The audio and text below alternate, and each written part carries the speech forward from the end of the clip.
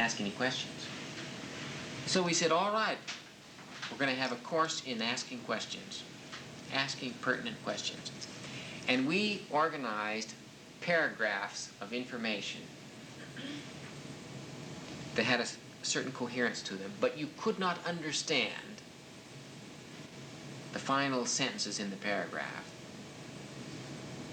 because we deliberately put something in there where the leap was erroneous and would require filling in a gap.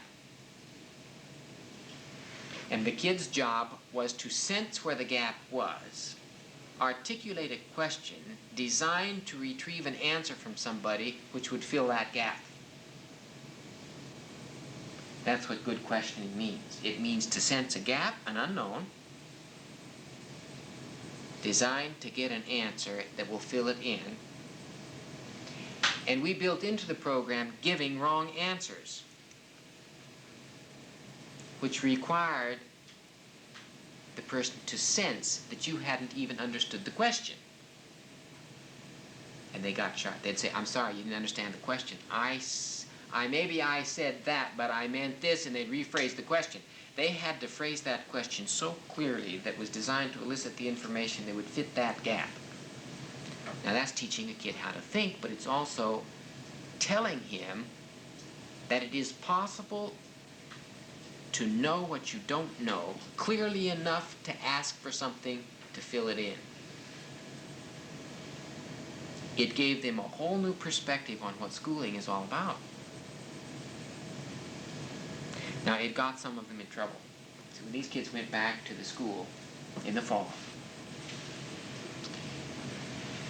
some of these kids worked nights, you know.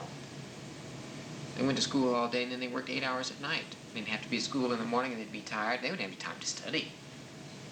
So several of these students got so good at asking questions that they found, instead of having to read, in class during discussion, they could ask the questions and get the basic information and they wouldn't have to read. This irritated the teacher in the social studies.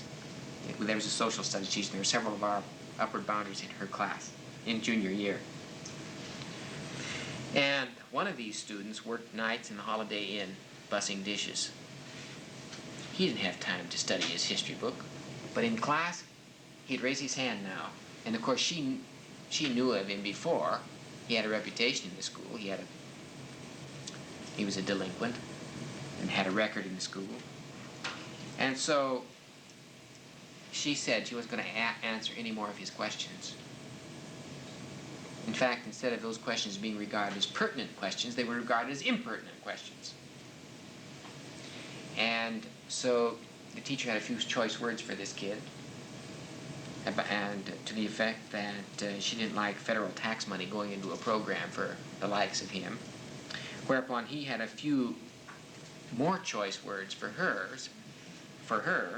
in 4-letter syllables, which made him report it to the principal, and then the principal's administrative way of handling this is to suspend the kid for 3 days. So dumb. Here's a kid's behind anyway, or struggling to keep up. So you suspend him from school for 3 days, and now when he comes back, you think that's going to inspire him to catch up? Well, he got a C on the midterm test, which is something of a miracle. And they had a big argument about it. He argued that his answer on every test question, she wasn't used to having this kid argue anything. But he just had a sense of things. And, well, right after that, she was stricken down by some disorder. It was sort of, this kid thought it was the intervention of divine providence. And this teacher was taken out until the end of the semester. Whereupon we moved in the situation and got one of our student teachers to take over that class, who knew something about our ANISA approach in Upward Bound. And we said, look, for whatever you do, do not punish a kid for asking a question. Now, you might want him to hold it back and keep him from monopolizing the class, because you know you always get those kinds of problems. But get them down into small groups and let them ask questions to each other, for heaven's sakes. So they really got this kid tooled up fine. And the teacher came back right at the end of the semester. She gave the final exam, and he got all the answers. He got an A on the final. But she gave him a B minus for the semester because she averaged in the midterm grade, even though the final was a comprehensive, that is to say, it covered material in the first half of the semester. Well, that was just dirty pool, as far as we were concerned, because if it's a comprehensive test, then you let that grade stand for the whole semester. You know, people have a way of being mean when they get a little power, and teachers feel sometimes the power is in the grade, you see, and so they use it in the wrong way. Well, we had to just counsel this kid. We said, look, don't let this get under your skin. Don't give her the opportunity of undermining your entire destiny. Just roll with the punch and carry on. But you see, when the kid is already tied up in knots and aggressive and has been given a raw deal in life, it's very hard for them to take this magnanimous, socially mature attitude towards things. Well, questions, I think, you get the feeling, are very important in the ANISA model. Teachers need to model it because it's good for children to do it, because it's a way for them to confront the unknown. But more than that, it enables teachers to collect information which is useful in diagnosis and therefore sharpens their prescriptions. Mag, do you want to add anything to that? If I'm leaving anything out now, you're supposed to poke me. Yes? What's the next thing? Explaining. Well, you've tied it in. Oh, let me talk about explanations. ANISA teaching style is essentially an explanatory style.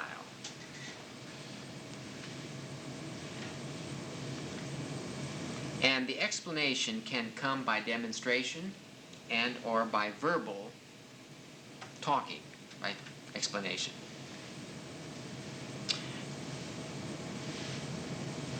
One of the important elements in a good explanation is to find out what it is the child doesn't understand before you start the explanation. That's where the questions came in. Because if you just start explaining before you know what it is that isn't understood, you don't know where to place the emphasis in the explanation. And in fact, you may be saying things that is unnecessary to be said, or you may be saying the wrong things, you see. Robert Hess was at the University of Chicago, did a number of studies on maternal teaching styles, comparing lower-class mothers' teaching styles to middle-class mothers. And he found one of the chief differentiating characteristics in explanation. The study went something like this. They got a group of lower-class mothers, determined by socioeconomic status, and a group of upper or middle-class mothers. And they had a little puzzle that they taught the mothers how to work. And then the mothers had to teach their own child, which they brought, how to do this little puzzle. And I think the mothers were videotaped, or at least observed, and recordings were made of how they did it. Well, as I indicated, one of the chief distinguishing features between the two styles is the middle-class mothers had an explanatory teaching style, whereas the lower-class mothers had a dictatorial teaching style with very little explanation. The lower-class mother would display the materials to her child, but she wouldn't explain anything about it. She wouldn't even make clear what the objective was, which is a part of good explanation, you see. What is it you're supposed to do? After all, if you don't explain to a child what he's to do, then how in the world can you expect him to get on with it very well? Well, they just start. And, of course, the child wouldn't fare very well under such poor guidance. And the lower-class mothers would become impatient. And then they become cranky. And this upsets the child, who then doesn't want to do it anymore. This makes the mother madder, and finally she says, "Oh, you dummy, I'll do it myself." Well, if a child has 5 years of that before he comes to public school, he's not used to paying attention to an adult telling you how to do something because it's relatively foreign to his experience. In fact, a lot of those children come to school already having rehearsed and practiced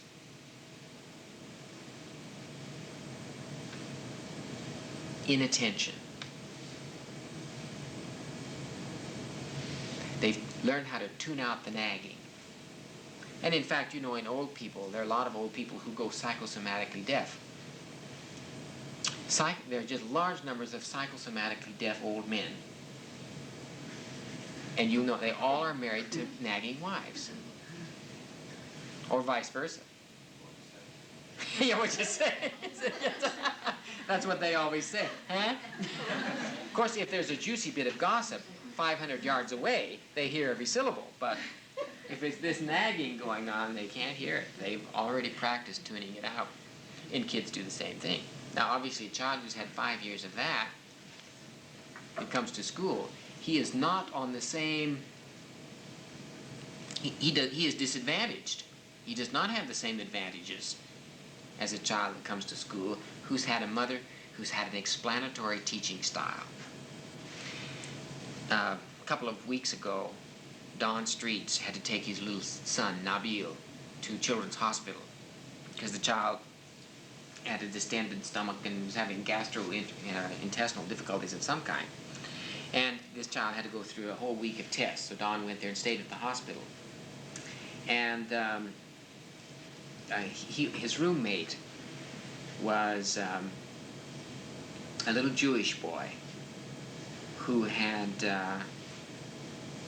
I don't know if a finger had been lopped off or whatever, but there had to be a skin graft so that they had to take a patch of skin from the face or from the hand, and you know, you have to hold it here until the skin grows onto this one, and then you cut it off here, and then you peel it down, and it gets well.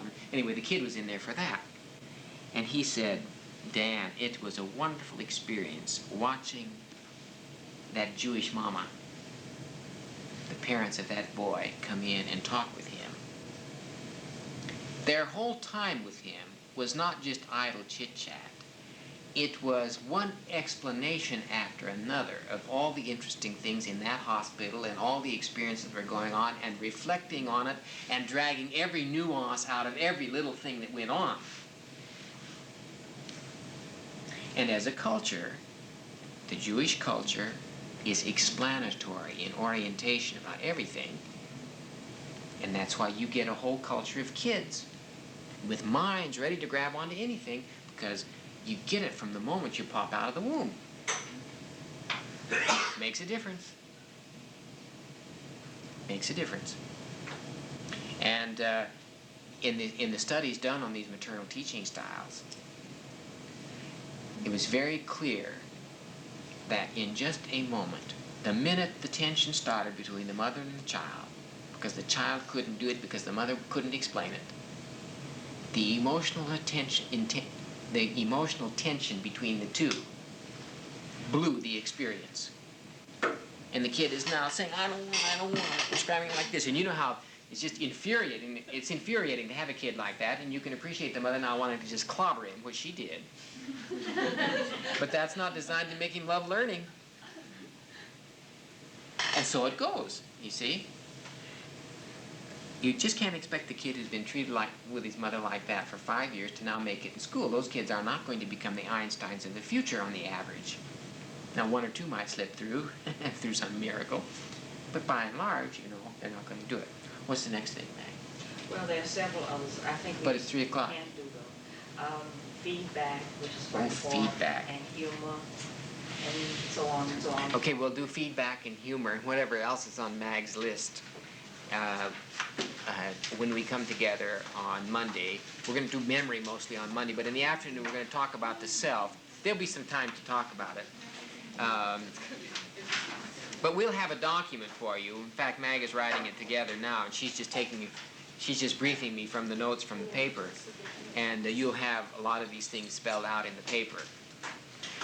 Well, have a happy 4th of July, you all, and we'll see you on Monday. I hope I can remember to come back then, because that's the memory seminar.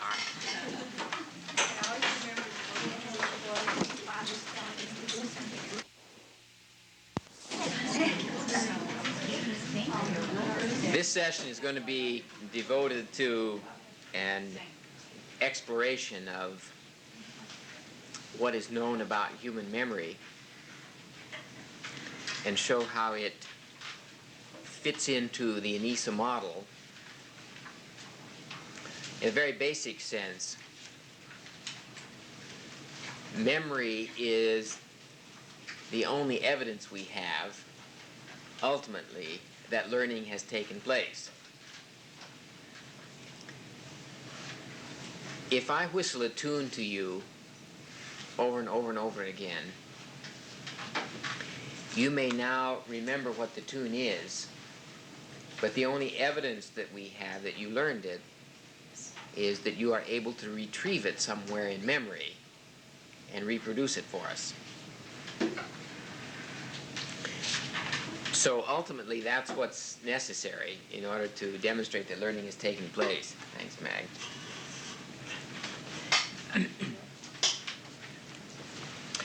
Memories can be looked at from a variety of perspectives.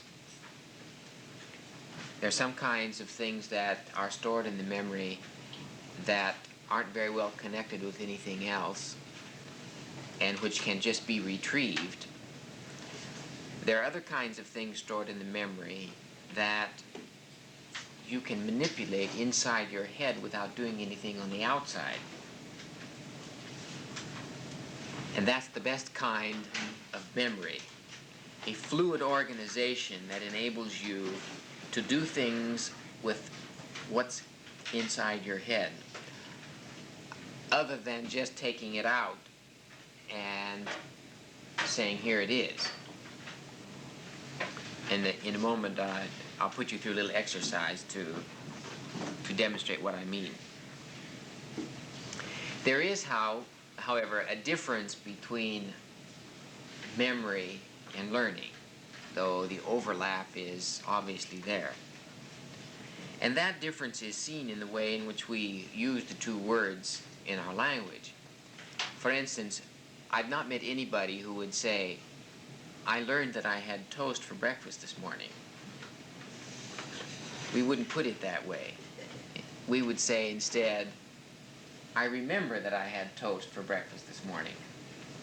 So one of the distinguishing differences which we operate on in the model seems to be that learning refers to some kind of relatively significant restructuring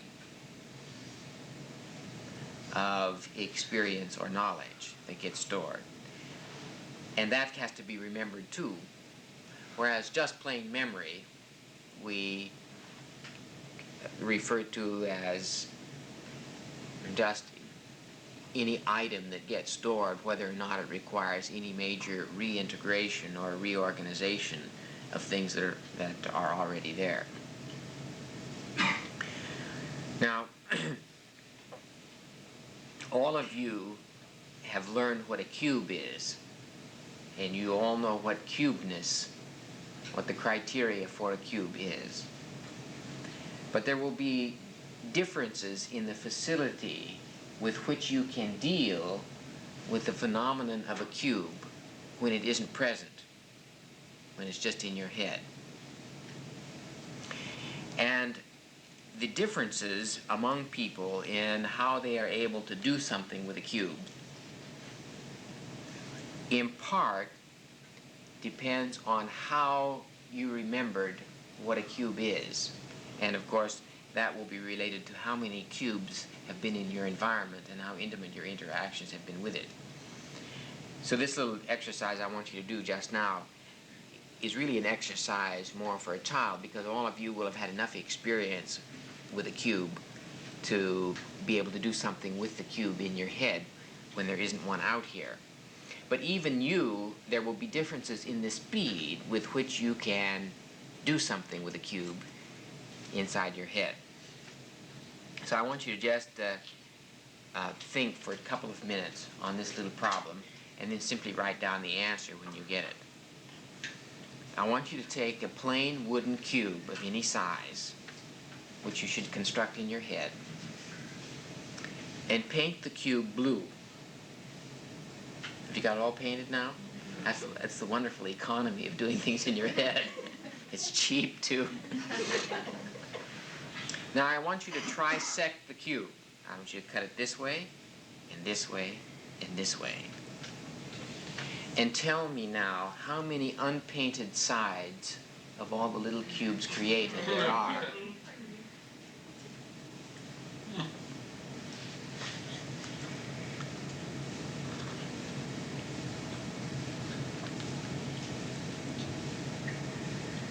They don't hold still very well, do they? But anyway. You can't draw little pictures now. You have to do all this in your head.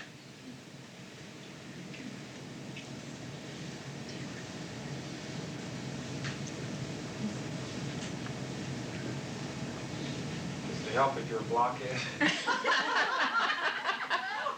Usually that's a deterrent. Notice whose head he's looking at.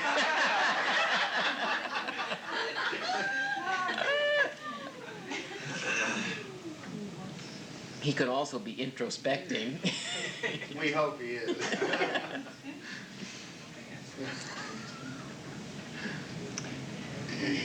All right, anybody want to say what the answer is?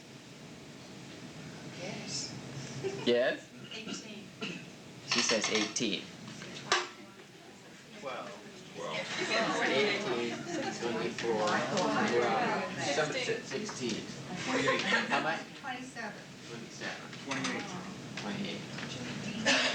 Okay. Now, there are obviously, somebody's got to be wrong. Otherwise you didn't paint your cube properly.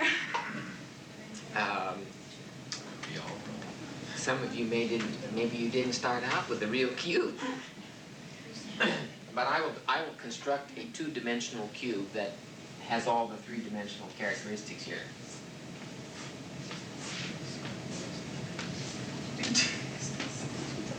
Now we're going to bisect it this way, and we're going to bisect it that way. That's two. And we're going to bisect it this way, and now we have trisection.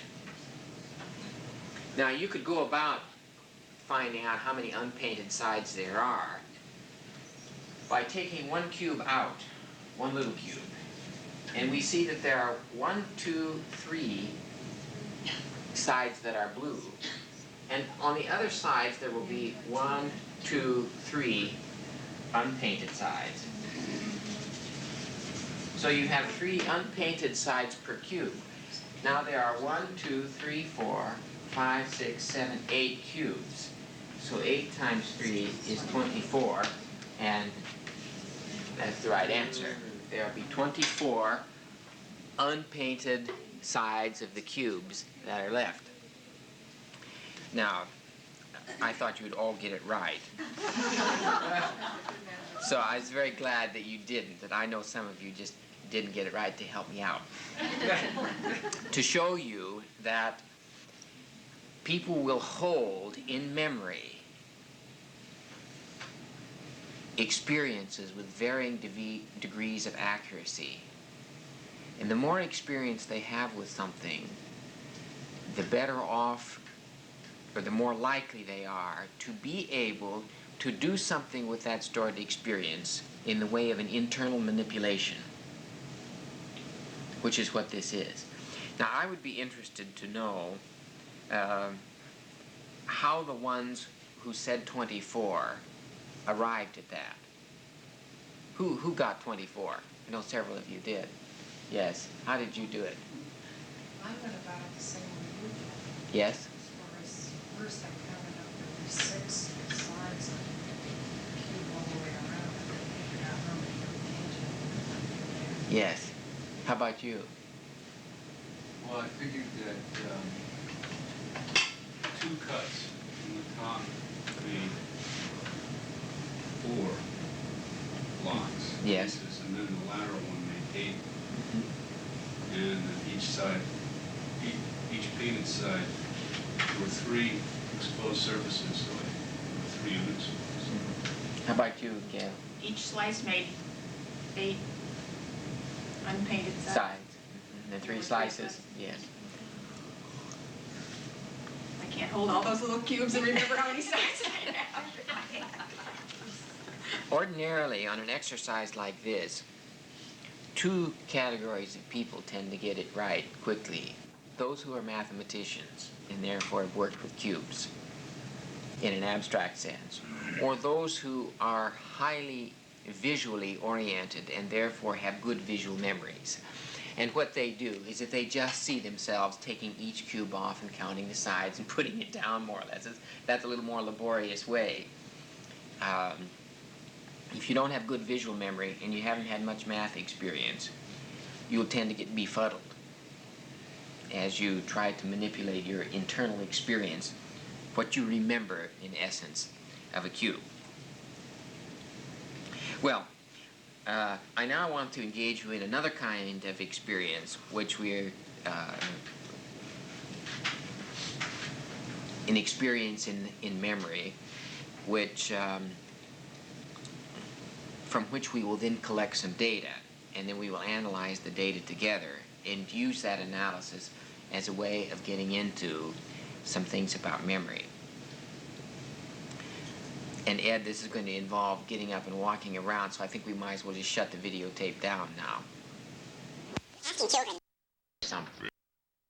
They need to know how much there is that's expected of them, and this in itself will facilitate the memory. Well, we're going to collect some data from you now and use those data to get into a discussion of memory generally. And you will see that some items will have been remembered better than others. And I'm going to explain to you why that's the case. Now, I have predictions, and my predictions may be off, but my predictions are based on a theory, and we'll see how they check out. I'm just going to give the item, and then how many got it. And Mag, will you help me count? How many did not get the white box?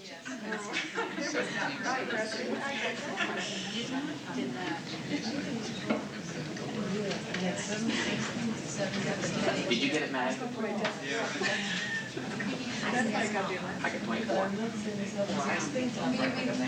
Did you get it? Did you get the white box? No.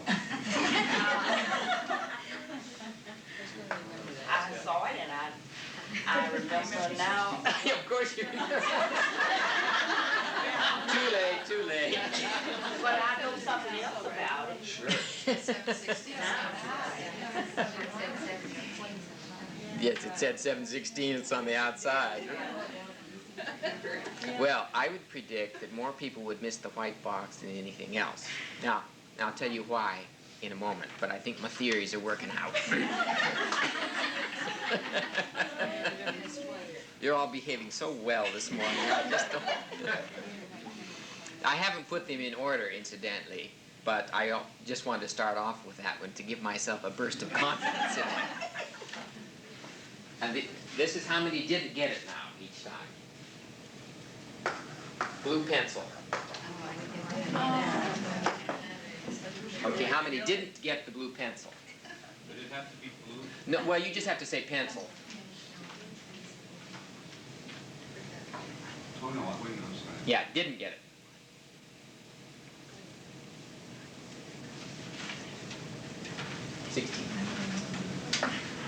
This is like a confessional, right? You're confessing your sins each time, not your virtues. Next one is the large green candle.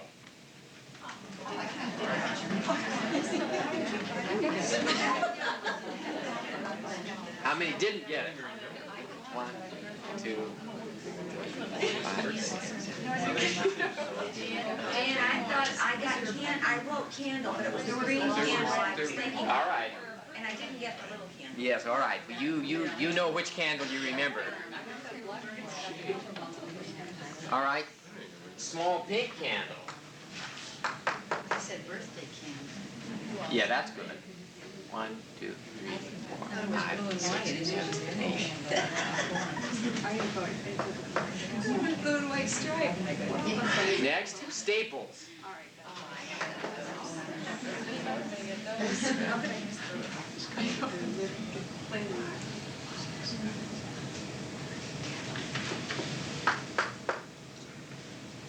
Keys.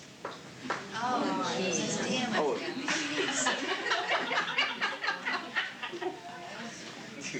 Oh, I didn't get Wait, I forgot. Sorry, I missed that one.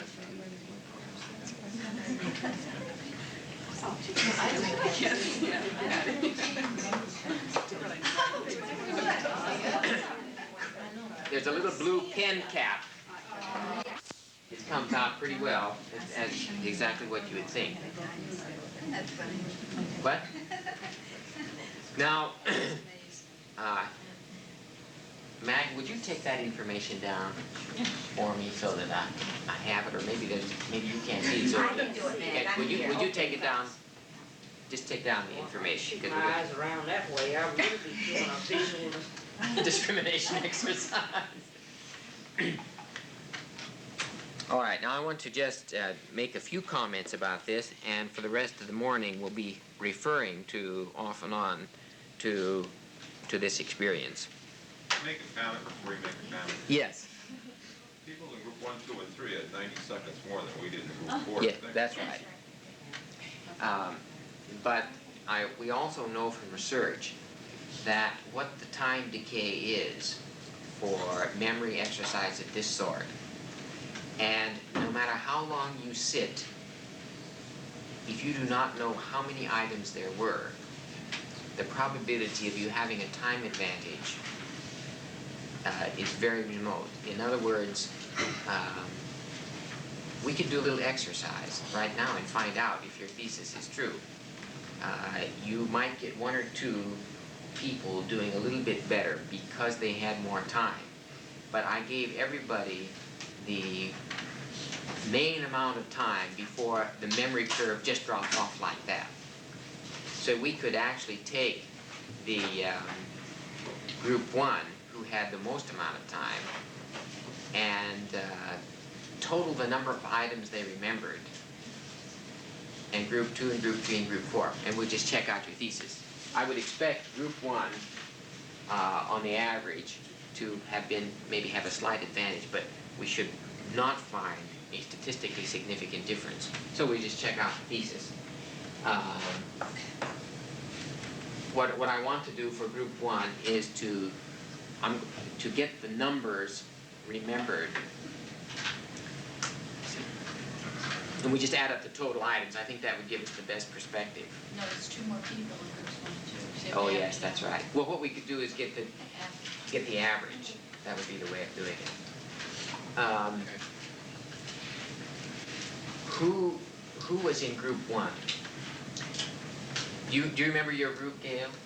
Would you get a piece of paper and just go around and figure it? And you're group 2, right? Would you just go around and collect the data and make the average? And you're group 3, and you're group 4. Do you remember the members of your group? Well, if you go around the room, well, no, you wouldn't know necessarily.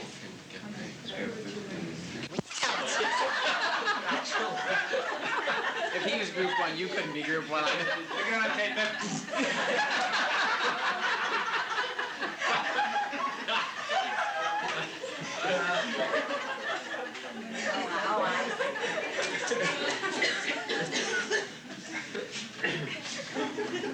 How many counted the number of items when they were there? I Now- didn't get the right amount. What? I counted 24, but I just did a real quick count. Yes. Well, could we find out whether or not you were above or below the average? I was below. No, I was average. Your average. Now, let's take 56 as the average of we average these. Let's say we come out there. I think that'd probably be about right. I want to know whether you're above or below the average if you counted them, just for a quick check. Above. Above. Okay, that's one up. This is above. This is below. We got one above. Below. Below. Above. Below. I don't really think that I had enough time to write down my things. Yes, she was severely socially disadvantaged and deprived. Yes, above. Of course, it may be that those who are naturally brighter count anyway, and so therefore you would expect them to have higher memories. But the thesis generally holds, but I don't know whether it would be 2 to 4. That's probably on a Fisher exact probabilities test would give you, I think it would give you significance, but not probably at the 0.5 level or at the 0.10 level. The point here, though, is that supposing ordinarily this would be your memory on a histological graph, or if you didn't count, and if you counted, you would get that many. If you got a very poor memory, and if you counted, you'd get this many. And if you had an excellent memory and you counted, you'd get that many. So that this kind of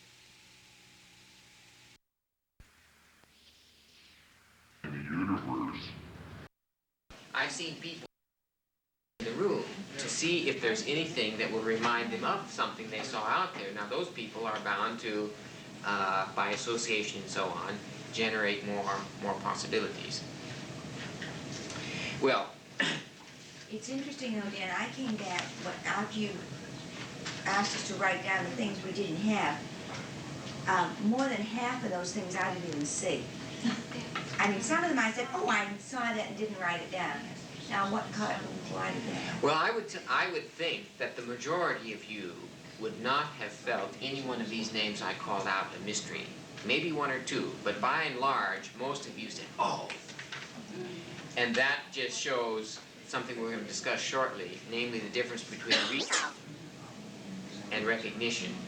In other words, you knew that you had seen it once I said it, but you couldn't recall it. You could only recognize that you knew it. But would any of you seriously challenge that these items were, that any of these items was not there? I don't. Yes. I didn't see them all. You didn't see what? No, I didn't see them all. I never saw the matches. Yeah, I didn't see And something else, and I just never saw. I didn't see a blue pencil. I mean, I can't say that I recall having seen it, but I remember more clearly everything on the left side of the table and vaguely the things on the right side of the table. That's interesting.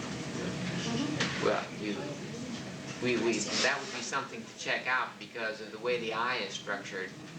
You may find things in the left. Was it the left visual field that you? Well, I wasn't handed, I don't know if that is. Well, it could.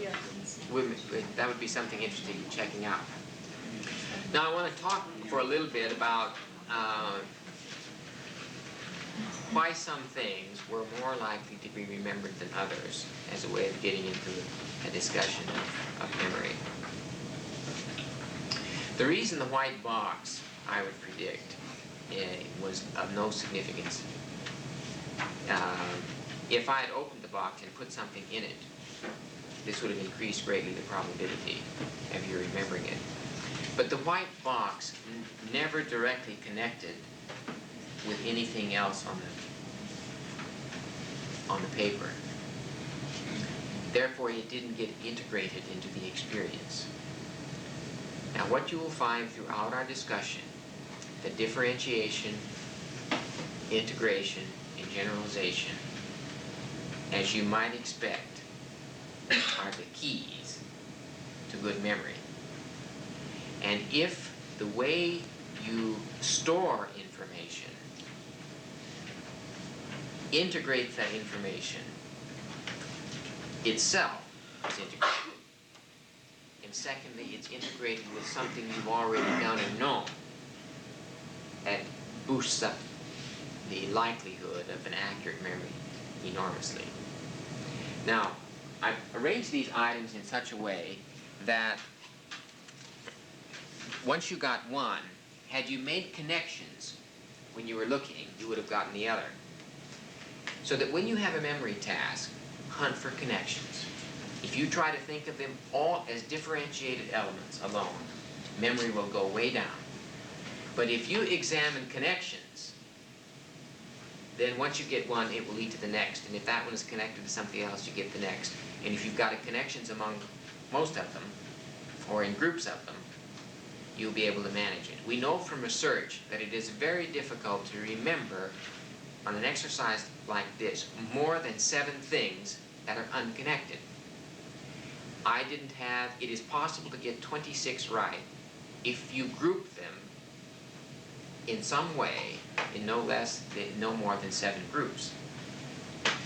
Now, for instance, you will find that classification, which is a form of differentiating things, but abstracting common attributes that would enable you to put them in a class, facilitates memory. That's one of the chief facilitators of memory. For instance, if you had had the class of office supply objects, and you picked out all those things and made a connection, then you would have gone right around. So you have a rubber band, you have a paper clip, you have staples, you have a pencil. Then you have 2 kinds of pins. If you got one kind of pin, all you have to do is pin and attach 2 to it, put it in the class of office supplies, and you have both pins, the map pad and the T-bar pin.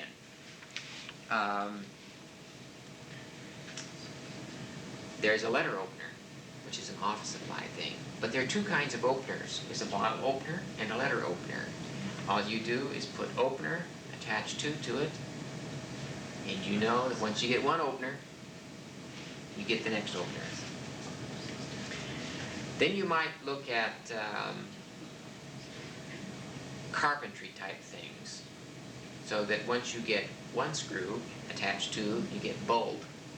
What goes with the bolt? A nut. So once you got one of those, the other 2 automatically come if, when you were looking at it, you made the connection. So people who are busy just looking around and not making connections will have a poorer memory than those who see what connections are and rehearse the connections just for that brief time. What'd you say, Ruth? That's what I did. What? I just looked around. Yes. And it's interesting what you say about the T-bar pin and the other kind of pin, because I remembered the other kind of pin, but the T-bar pin to me was an upholstery pin because I sew. Yes. But then that So I would have been put it with office supplies. Sure. I put it with something. But if it were an upholstery pin, then that would have attached to the patch of material. But I didn't practice that. See, there are multiple connections, and you in your own life will have made different kinds of connections than I'm suggesting here. And I'll tell you what some other people have told me how they do it. But this is how I put the objects together myself. Keys are very much a part of an office kind of thing, because you open up the desk, and when you open it up, you find all these office things in it. Now, once you got a pink candle, you should have got green candle. And once you got green candle, you should have had pink candle because you just attached 2. Now, candles are something that you light, and you light them usually with matches. So if you made the connection between candles, the 2 candles, that should have led you to the match. Now, when you light the candle, you get light, and that should have led you to the light bulb, because it makes light. Now, you may have established a general category of rectangular shapes, in which case you would have got the patch of material, the calling card, and the credit card, because they're all the same size, and they all have a rectangular shape. So if you just said rectangular 3, then once you got one of them, this would have generated the other 2 very quickly. And the box.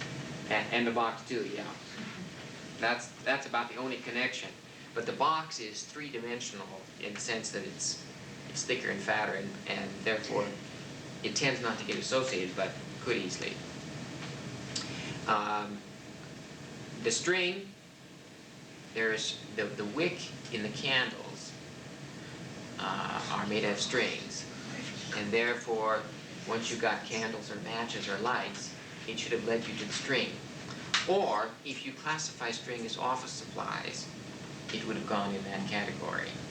And if you had done it quickly and saw 8 office supply items, just put office supply 8 and rehearse them quickly, that would have increased the probability greatly. Let me see how many people missed the watch.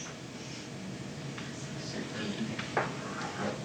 I would have expected that to have been I've always thought that people would get a watch much more quickly, but I deliberately, it doesn't tie into anything else very directly. And I find these days a lot of people don't wear a watch, and they like to be oblivious of time somehow. And so more people miss it than I always predict. I always find that people get the credit card. That's a very high priority item. The difference between white box and credit card is enormous. Of course, the credit card can do so much more for you in life than at least immediately. One person organized a story to connect the items. She saw a man in a houndstooth suit, which was the patch of material, going to the car and using his keys. And he had a wallet and a credit card in his pocket to go down to the hardware store and the office supply store to buy a list of things. And he lit up a cigar, and he used the matches, and the cigar was as shaped as the green candle, and that triggered the green candle. And just by virtue of spinning this fantasy very quickly of this story, got a lot of the items. That's a rather unusual way for people to remember something. This happened to be a musician, incidentally, who also was very much interested in poetry. Now, one of the exercises you can do with young children to get them in the habit of connecting things that don't come connected, because a child has to be in charge of constructing his own best memory, but you have to teach him how to do it. And the way you do it is to make sure that he gets the integrations, and if you're not making them, he has to know he has the responsibility of doing it. And one way to get some exercise, which is very interesting, is to provide a number of unusual objects, 5 or 6 objects, and have the child construct a story that connects them. And if you do this over a period of time, they'll get very used to spinning out a story that will connect these objects. And you can use it as a means of building the vocabulary for the child too. But it very clearly lets him know that a way to connect things, the way to remember things, is to store them connected. If they're stored differentiated, memory goes way down. Okay, I'm going to be making some reference to these, to this little exercise as we go on. You were going to say something about Yes. these people who hallucinated. I, for example, saw something that I said, this was my last item of stretching, something round and shiny like a dime. But it may have been the penny, I don't know, but that was how I remember it. Now, that's a hallucination, because it wasn't. Well, no, I suspect it was the penny. It could have been the penny in the button. Now, if you were interested in shapes and you put down rectangle, you would have gotten the patch of cloth and so on. If you'd put round, you could have gotten the penny, the I iota, hate to admit it, that I the didn't button. organize and did it random. Well, randomization is the chief enemy of memory, and organization and integration is the chief facilitator of memory. Now, I'd like to have anybody volunteer who would like to say how they made the connections, if they remember.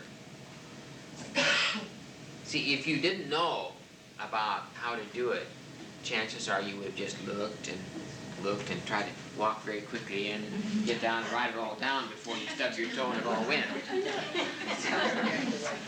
Because it wasn't very well, and what you're doing, as you will see, is you're rehearsing things that are only in short-term memory, soon to go. Yes? What I tried to do was to take that section and split it up into 4 parts. Quadrants. Yes, and then remembered what was in this part, and this part, and this part, and this part. That'd be one way of doing it, yeah? This is interesting. I didn't have the white box. But the first thing I saw was the white box. And I tried to put as many of the smaller objects in the white box. And then you forgot the box. Have you ever gone fishing without the tackle? I hate You hate to fish. That's because he always forgets the tackle, right? No. That's interesting. Because of course, I mean, I never thought of that connection, but that is a logical connection. But I find that most people forget the box. But it's curious, once I say the box, most people say, oh, 7/16. For some reason, they remember that there is a number on the box. And you would have thought that would have somehow triggered it, but for some reason it doesn't. But I never thought of opening up the box, because there are a lot of items that are tiny enough that would actually fit in that box. Yes? My experience has taught me that if I put a name, if I had said, that is a candle, that is a blue candle, that is a pink candle, if I could have done that with a list, I would have had a higher recall. And my experience also says that if I had written those down and even thrown the piece of paper away afterwards, I would have had even a better recall. Oh, definitely. Yeah. And if I could write it in my mind, even if I couldn't write it. That's right. For example, if I have trouble with a name, and if I can visualize it, I will remember that name afterwards. But if I can't, if I don't have time to do that. Yes. Yes, Debbie? I had this is strange because it was about 4 or 5 objects that were there, and I thought about it, and I couldn't remember if they were really there or not. And so I didn't put them down where I probably should have. You know, the Yes, you should watch have. And the box and the letter opener. I knew what it was. I knew the shape, and I didn't put it down because I wasn't sure it was there Yes. after. But it must have been after we went over it. It actually was. We sat here and thought of things that would be there if you were rounding up things to put on the table and everything like this. And that gives you quite a few. Yes, it gives you quite a few, right, exactly. Yes. I use the mnemonic device, like, try to make every item make the constructive sentence for me, like be. I use the word be to mean blue pencil, careful to mean candle, poor, I use to mean penny, I made a sentence out. Yes. And then also I never saw the paper clip, but figured, like Gail said, that there were elastics and office supplies there, so I just threw a paper clip down. Yes. Yes, that's it. Extrapolate, make a good guess. How about you? Well, I went with the office supplies, try enough. Yes? I tried to alphabetize, but there's some that I didn't know. Like, I didn't know that those were screws or nails or whatever. And I think I got sidetracked on trying to figure out what they were. That Yeah, they don't fit in the alphabet if you don't know what they are. So, Yes. Anybody else?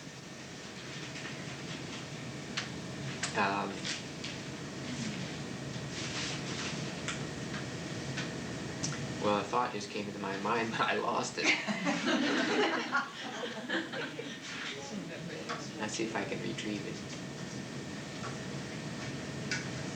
Because now I'm intrigued by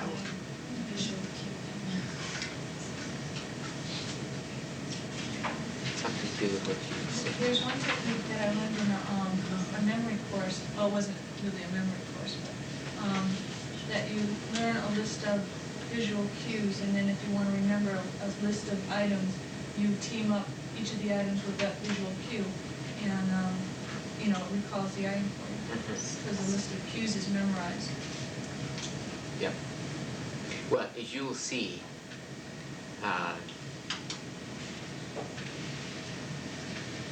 one of the important things in increasing the accuracy of memory, or just making sure that you got one in the first place, is to put an address on the item before you file it.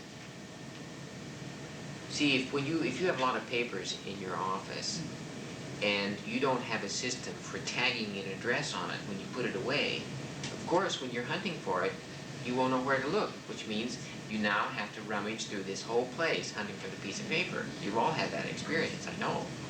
Whereas if you had a system of filing it, you put an address on it, and you know the address system, and therefore you put it there and you can find it when you want it. What I was going to do a minute ago when I had the temporary lapse of memory was to ask what items were hallucinated. I'd like to get an idea of what items were on your list that were not out there. Yes? greeting card. A greeting card. Green. Oh, a green card. Uh-huh. Well, there's a blue card, but a green candle. I don't know if I that... got the green candle, You got the green candle. green card. Yes, Heidi? When I saw you look for some chalk, And then he went out. I said, ha, there was chalk out there and he's gone to get it. So I wrote down chalk because I was sure I saw it. Of course, you saw some things about that size and shape and writing stuff. How about you? I knew there was a penny. I was pretty sure there was a nickel. And I thought maybe there was a dime. Jose's. Are you facing unemployment? No, all right. Well, none of us know whether we are or whether we aren't these days. Who else? Who else? I guess it would come to that category. I remembered something of the shape of the pen top on the material patch. I remember the material patch and I drew the shape that was on it, but I couldn't remember that it was the blue pen top that was on there. Yeah. I that's thought what- it was more like one of the screw, a screw or something like that might have been on there, but I couldn't. Yeah, well, I didn't mean to have it on any item on top, but I think when I moved the paper off, I must have distributed. That was confusing. Putting one item on top of Yes, another. yeah, I didn't There was intend to something do over that. the string too, I believe. Well, that was the screw, and that helps me remember that for some reason. Anybody else hallucinate? I would find it very unusual if you thought there was a frog out there, or a cucumber, or something like that. And when we talk about forgetting, you will find that forgetting is largely a form of confusion. And that confusion has to do with associations.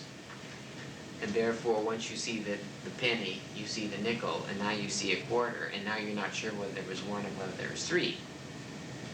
But it's very unlikely that you would hallucinate something terribly unassociated with anything that was out there. I'd be very surprised, unless you could be a very creative person if you did, because you would be capable of remote associates. You have to really go 10 times away before you associate with something. All right. Yes. You said forgetting is a form of confusion. I'm not sure I know quite what you mean. Well, Forgetting what? You mean she was cards sure there was a this? green card out there, and she got cards with green. Oh, the hallucinating. Okay. Well, yes. In other words, then, you in a sense will say, well, oh, I forgot there was something out there, and that's because you confused it with something else. Well, and we're going to discuss the nature of confusion a little bit later. All right, now I want to give you some of the hard nosed stuff that we have on memory, with that little experience as a background. If you want to have a little book that's nice to give you a quick overview, it's called Introduction to Human Memory, A Psychological Approach by Michael Howe, put out by Harper and Row. And reading a little book like this would give you all kinds of ideas of things that you could do with children to make them aware of memory and of memory processes. It's Michael J. A. Howe, H-O-W-E. It should be no surprise to you that since we define learning competence as the conscious ability to do these things, that you can increase the power of memory by being consciously aware of the things that improve it, as you are actually engaged in the task of remembering something. So that general principle of the model carries through to that.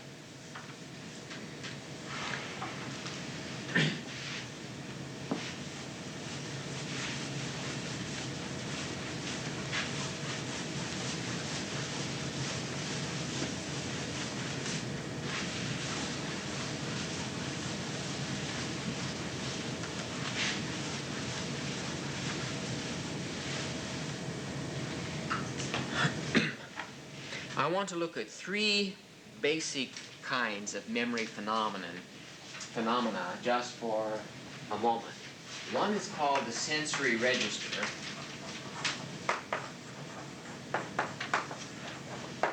One is called short-term memory. and the other is called long-term memory. There are many ways to organize perspectives on the phenomenon of memory. This might be called a time perspective. The sensory register refers to a lingering trace of sensory input that lasts for a fraction of a second. For instance, when you look at something,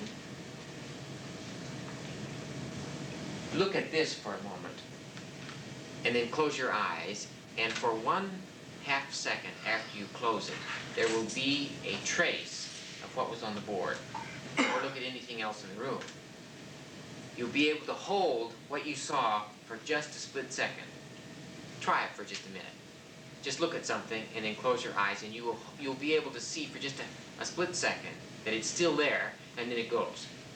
That kind of memory is called the sensory register, and it's a phenomenon which has been pretty well demonstrated, and there are enough physiological evidences for it, because it takes a little while for the nerve impulse to reach, say, the occipital lobe from the eye. So when you close the eye, a nerve impulse is still on the way, which carries the message of what was seen. And even after the eye is closed, that message is still going there, and therefore you will get it after the eye is closed, but not for very long. And that's true for anything. If you pinch your hand, just take your hand here and pinch it pretty hard and let go. And you will see that in that case it lingers for quite a while. And this is largely because it takes a little while for it to resume its normal shape once it's been pinched with this very direct mechanical stimulation. And therefore there will be nerve impulses that continue going to the motor cortex. So there is a lingering sensory register, and it will be longer, the sensory register, for the skin than it will be for the eyes or for the ears. If I give you a sequence of numbers, the minute I stop saying it, you will still hear it for a moment. 3, 2, 6. Just for a little while, you can still hear my voice saying 3, 2, 6 before it goes. I'm not going to spend too much time on that because that's pretty well been demonstrated. I now want to talk about short-term and long-term memory because there's a lot of conflict between the two in the research. But yet there seems to be enough evidence to justify the belief in the existence of long-term and short-term memory. Let me just cite the evidence that leads us to believe that there are two separate kinds of memory here, one dependent on the other. First of all, the short-term memory decays very fast, and long-term memory seems to stay around forever. You would think that if they were both exactly the same, that everything would fade quickly or everything would stay around forever, but they don't. Some things just come and go very quickly, and other things stay for indefinitely.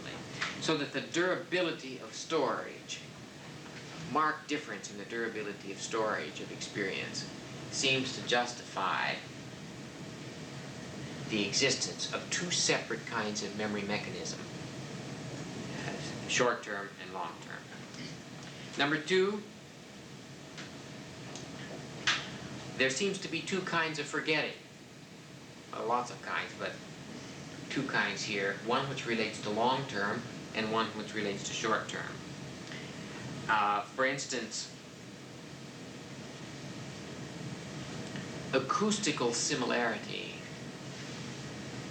will increase forgetting in short-term memory, whereas associative interference or semantic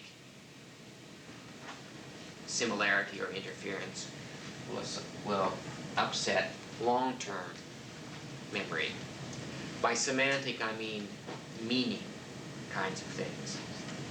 We're pretty certain that long-term storage or long-term memory is organized around meaning, or perhaps a more direct way of saying it is, of saying the same thing is, nothing gets into long-term storage unless it's well connected to other things, and it is those connections and some total of them ultimately, that's what we're ultimately talking about when we say meaning. When you define a word, and then you say you now have the meaning, you define that word in terms of other words that you know. And then every word that you use to define that word will be defined in terms of other words that you know. So that meaning seems to inhere in the pattern of connections among things. And this is the chief characteristic of long-term memory. And if meanings, that is to say connections, are similar, they can get confused. And if they're confused, then we experience what we call forgetting. And that seems to only be the case with long-term memory and not short-term memory. And that's another reason for thinking that there are two kinds. Another set of studies showed that if there is a high arousal stimulus, it gives poor immediate recall, but there is good long-term effects and vice versa. There's so many exceptions to this one that I think this is one of the weakest justifications. But in very severe cases, you know that if you have a severe trauma, there will be no recall of the immediate events after it because it's traumatic. And you wouldn't remember it later, and you wouldn't remember it right then either. So that kind of experience, there's a point at which this high arousal thesis does not operate, because if it gets too high, it knocks out both short-term and long-term memory. And although it doesn't knock it out, it just makes it hard to get an address file on it, so you can't retrieve it. The effect of repetition seems to show a difference between the two. For instance, what you learn first in a sequence of things tends to get to affect long-term memory, whereas what you learned latest has an effect on short-term memory. For instance, if you, and this carries on into long-term memory generally. For instance, if you, in my case, if I come in the morning and park my car in a certain place, and then I go out to lunch and take my car and park it in a different place, when I come out in the evening, I always hunt for it in the place I parked it in the morning, and not where I parked it when I came back at noon, which meant that primacy operates in my memory better than recency. Now, I know that about myself. If we agree to meet at 8 in the morning, and then 20 minutes later somebody comes and says, look, could we meet at 8:30 instead? I've got something cooking at 8. I say, okay, I'll show up at 8. Because that was the first arrangement. And primacy, and people have different characteristics. There's some people who only remember the most recent thing, and not the first thing. In terms of capacity, short-term memory is able to handle, on the average, no more than 7 unconnected items. For most people, it's 5. So we can say 5 to 7 unconnected things is all you can manage in short-term memory. Now, the reason why that's important to remember is that if it doesn't go into short-term memory, it can't get into long-term memory. Everything goes through short-term memory. Therefore, whatever short-term memory can't handle, long-term won't get into long-term memory. On the other hand, the capacity for long-term memory, we have not been able to place the limits on it. And this is one of the chief bits of empirical evidence supporting our philosophical position of the infinitude of the potentialities of man. Because a new experience can always be stored some way, shape, or form in memory. And there seems to be no limit to this so long as there has not been a deterioration of brain tissue itself. In other words, as long as you're eating well, there are no toxins in the brain cells haven't been destroyed, and you're getting enough sugar, we have no way of placing a limit on human memory. Now I want to talk about some physiological evidence, which is even more telling. There seems to be a place in the human brain that is necessary for things to go from short-term memory into long-term memory. And if you remove that part of the brain, long-term memory is no longer possible. These studies on the arrangement, the anatomical structuring of the brain and its relationship to memory phenomena came about by a number of accidents, some of which occurred during the war when soldiers came back with shrapnel embedded in their scalps. And shrapnel had to be removed, and therefore chunks of the brain got removed. And then there were examinations to see what the memory loss was. A more perhaps important source of these studies centered around epilepsy. We mentioned last week that the brain, the cortex, has about 14.5 billion nerve cells, neurons, cerebral neurons, and that each of these stores a charge and fires it 14 to 15 times a second when you're awake. And there is the theory that the pattern of these firings is where memory lies, and therefore if you destroy the patterning, then the memory goes.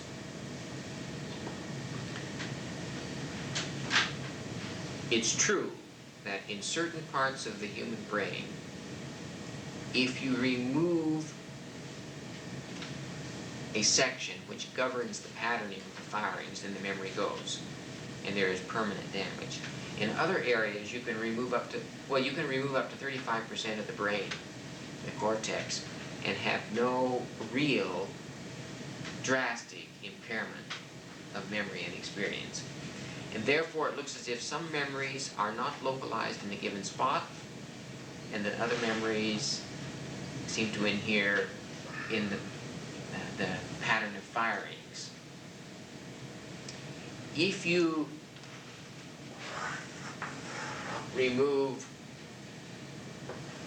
this part of the brain, you go blind, and a lot of visual memory goes, but not all. You will have a recollection, even though you've become blind, of what things looked like.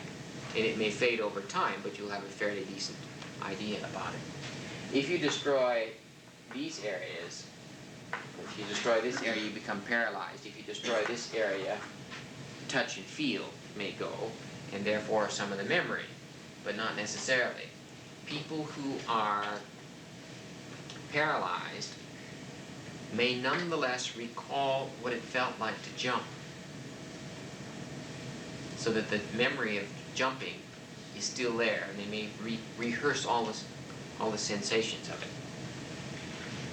And that's because here, if you're destroying the motor cortex, that's the part of the brain that sends the impulse volitionally down to your leg to make it move. But if the nerves in the leg are destroyed, then the leg won't move, even though the brain may be sending the impulse down. And furthermore, if you've got a very long nerve, some nerves may be 3 to 4 feet long. And if things are destroyed at the end, and the head of the nerve cell is still up here, if you cut it off, you may get mechanical stimulation of this nerve, and it goes up to the brain, and the brain will project it back down to the limb that's cut off. This is a phenomenon known as phantom limb. I had a friend in whose little band I played when I was an undergraduate, and he had fallen before a trolley, and the trolley severed his leg above the knee, so he had crutches. And I played in his little band, and every now and again he'd put his ukulele down or his guitar down, and he'd take his crutch and he'd bang it on the floor about right there. And this always seemed kind of strange to me. So one day I said to him, Mel, why do you always grab your crutch and scrape it around and bang it on the floor? He said, well, my foot itches. I said, oh. I said, your foot itches? I didn't know how far we should carry this conversation. He said, yes, have you ever heard of a phantom limb? I said, no, I haven't. He said, well, and he explained that if you get your leg cut off, there are some nerves from here that go still up to the brain, and if the stump or something gets tired or fatigued or stimulated, it will send if the nerve that originally terminated in the big toe gets stimulated even though it's at the knee, the message to the brain is that the toe is itching. And he says it just makes, he said, oh, I know it doesn't really do all that much good. It makes me feel a little bit better if I just scratch this imaginary toe. And it sometimes makes it go away, because in past experience, if your toe itches and you scratch it, the itch goes away. And therefore, if you have an imaginary toe and you give it an imaginary itch, maybe it'll go away. So memory can play some interesting tricks on you. And I've done some experiments with congenitally blind people. I know a girl who was born blind, and she got very interested in writing poetry, and her poetry is filled with visual imagery of colors. Red, this, and the beautiful blue sky, and the green trees, and the bright red flowers, and so on. So I asked her once I got to know her very well, what is red to you? Well, she has a totally non-visual conception of red. And every one of these colors has an alternative set of descriptors that has nothing to do with color as we know it. For instance, she said, well, red is active and warm, and blue is calmer and cool. And of course, she's picking up statements about these colors which people have given in the imagery, but there is no way that this child could know redness or blueness or greenness. She never had it. Now, to give you another idea of the incredible associative connections from a physiological point of view, there were a number of interesting studies done on children with congenital cataracts who later had their cataracts removed at the age of 6 or 7. Now, we know that if there is not the experience of patterned light, or some kind of light, in the retina for the first few months after birth, there is terrific degeneration of visual ability, and you become legally blind for all intents and purposes. But with cataracts, you do get light into the retina, and that keeps the eye alive and going. It's just that you can't see anything because everything is opaque and diffuse.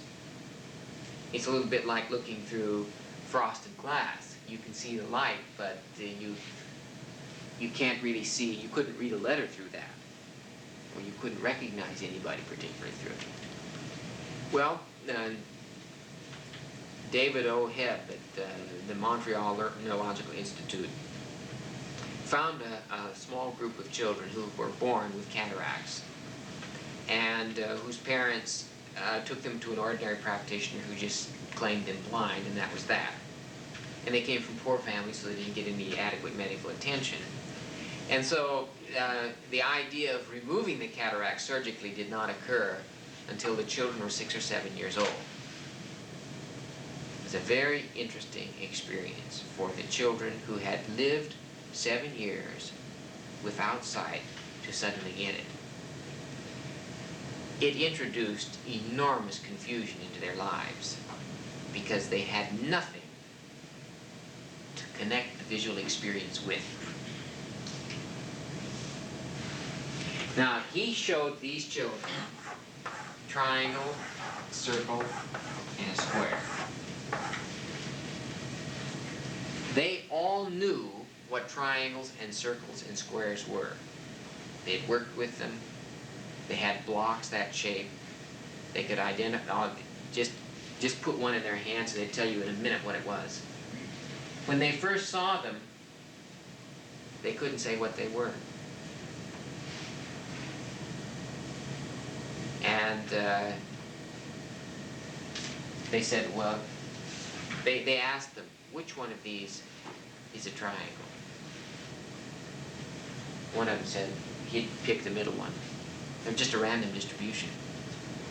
In other words, until you could get a connection between the feel, which was their chief modality of experience with the figure, get a cerebral connection with the visual input, there was no way for them to know that this is a triangle. They had to have the fact pointed out that these are points, because visually they had no experience of identifying a point yet.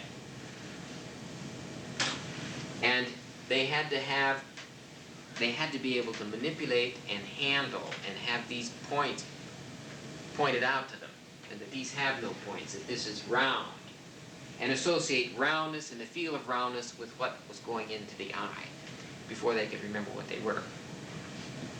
So you can see the importance of manipulation for early childhood in order to get the association areas of the brain working. In fact, a huge percentage of the brain is given over to association areas. These areas are the areas that connect hearing with seeing, with feeling, with touching.